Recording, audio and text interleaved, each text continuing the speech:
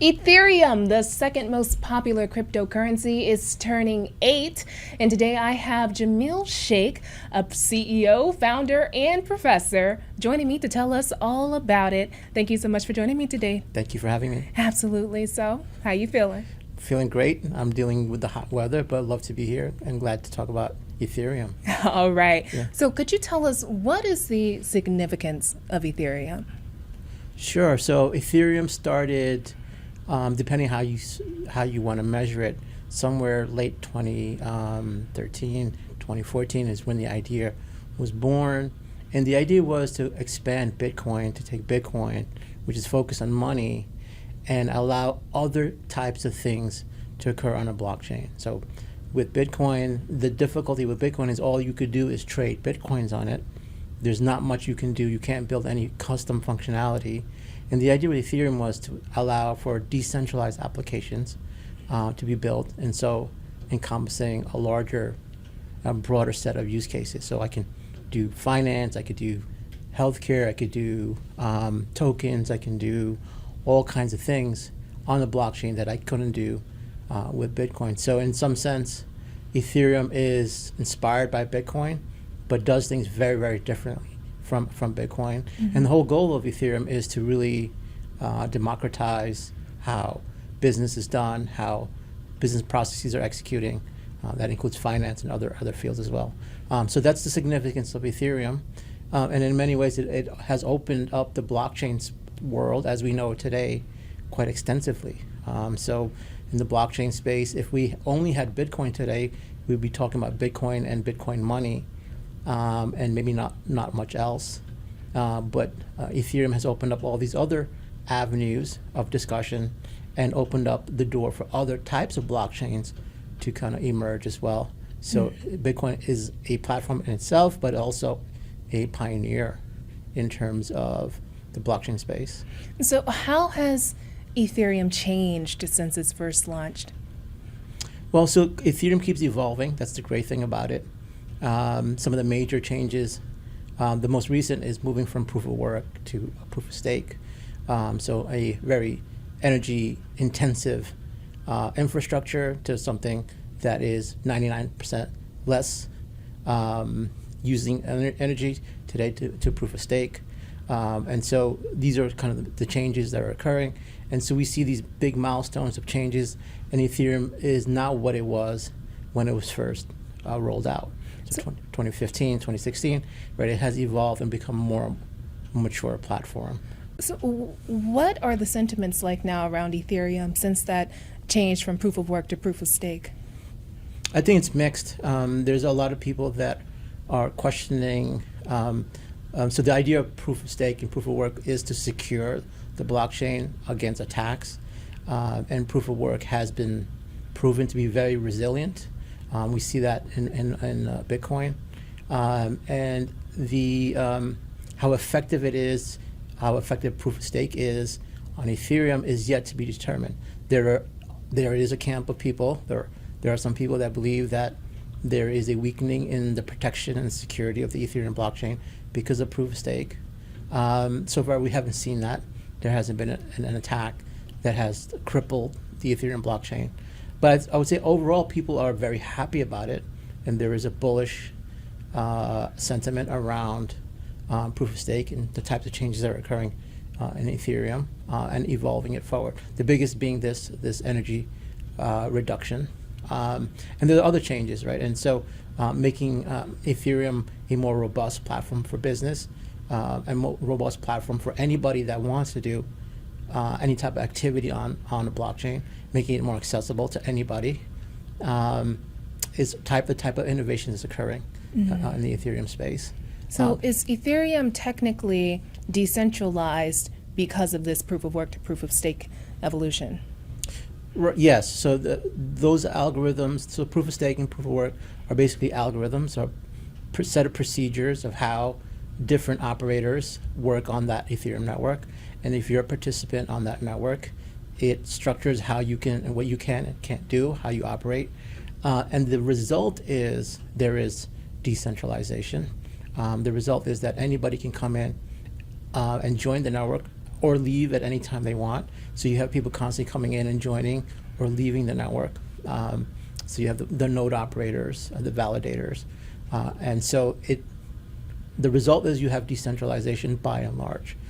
Is it pure decentralization? Is it 100% decentralized? I think that's a philosophical question. It's a question that maybe requires a more nuanced answer, maybe not the right place for that. Mm-hmm. But overall, it is decentralized because these protocols, the objective of the protocol is how do I coordinate all these actors that are involved that do not know each other, do not trust each other.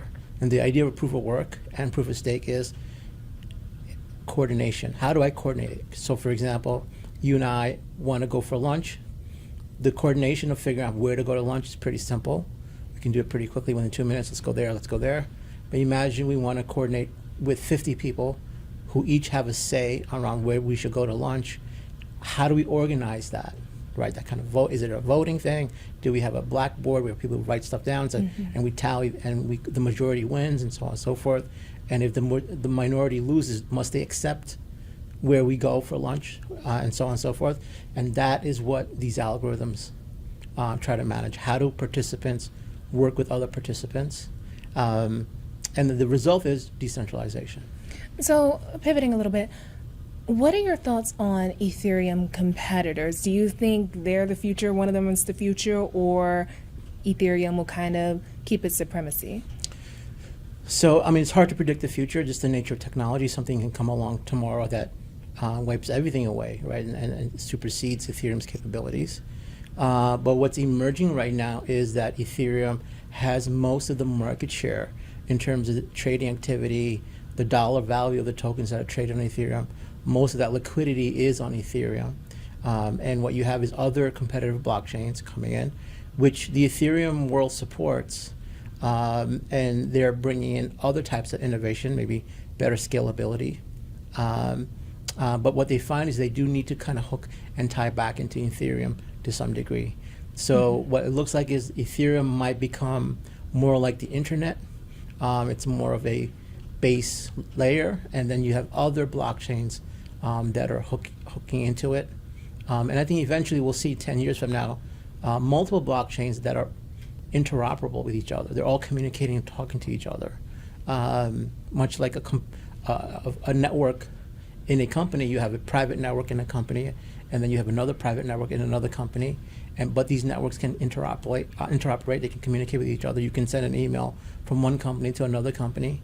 And I think the blockchain world is going to move in that direction. So the competition is good. It's going to move the blockchain world forward. It's going to move society forward, civilization forward. Will it replace Ethereum? It doesn't look like that today. What it does look like is that it actually is strengthening Ethereum's position in the market as Ethereum becomes an anchor point for other blockchains. So speaking of blockchain, how does blockchain technology and AI, how does that come together? That's a great question. In many ways. So there's lots of use cases between of the convergence of the two.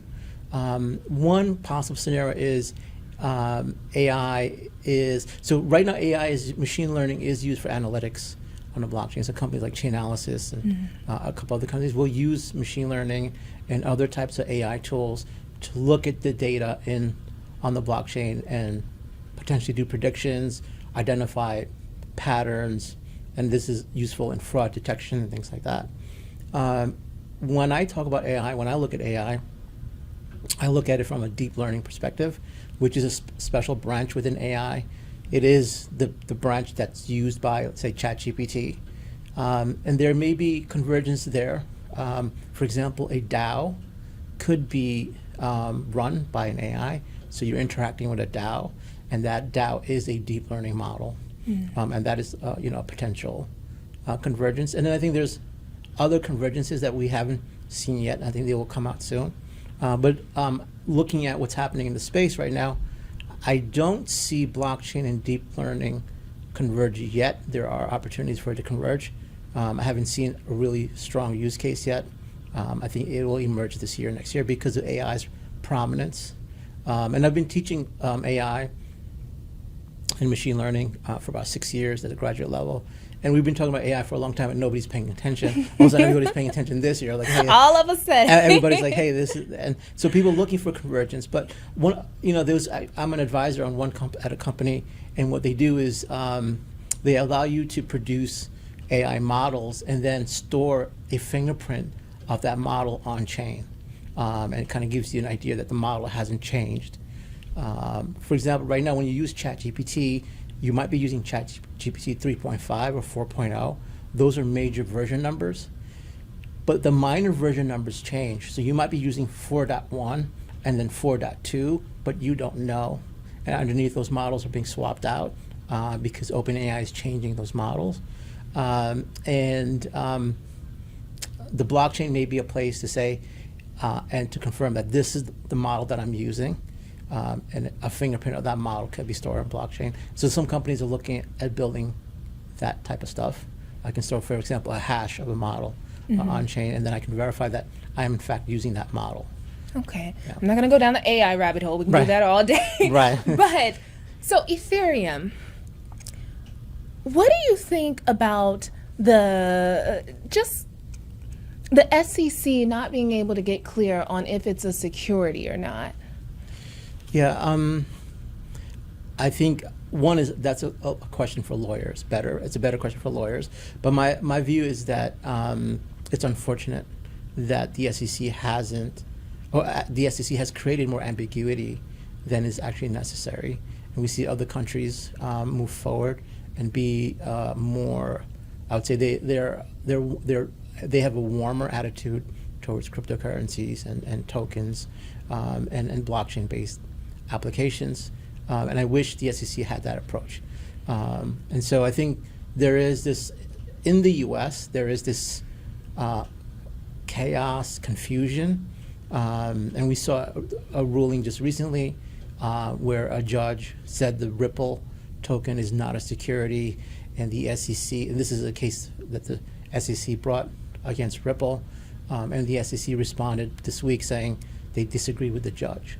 Right, and so that's not really helpful in a market that needs structure and organization and clarity around the regulation. So I think this kind of dispute is not helpful and puts the U.S. at a disadvantage long term.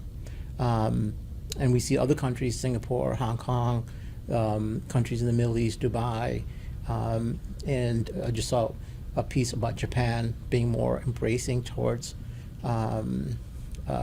Web3, and so I think the U.S. needs to figure this piece out pretty quickly. It's been an enormous amount of time. The SEC has been looking at this for 6, 7, 10 years. They know about this. This is not new stuff. And I think hopefully we can get somewhere where there is more clarity, and this will allow innovation to occur in the U.S. Well, Jamiel, I have to ask, any price predictions for Ethereum for 2023? I don't have any of that. I don't do any of that. I do hold ETH. I trade it, but I don't make any public predictions. It's very speculative, and anybody that does put money into it needs to put money in that they can afford to lose. It's very volatile. So, but I'm bullish long term. So, yeah. What he's saying is do your own research. Yeah, exactly. Yeah. Don't blame me if it goes down a bit. Well, thank you so much for joining me today. Yeah. Thank you for having me. Appreciate it. Absolutely. Yeah.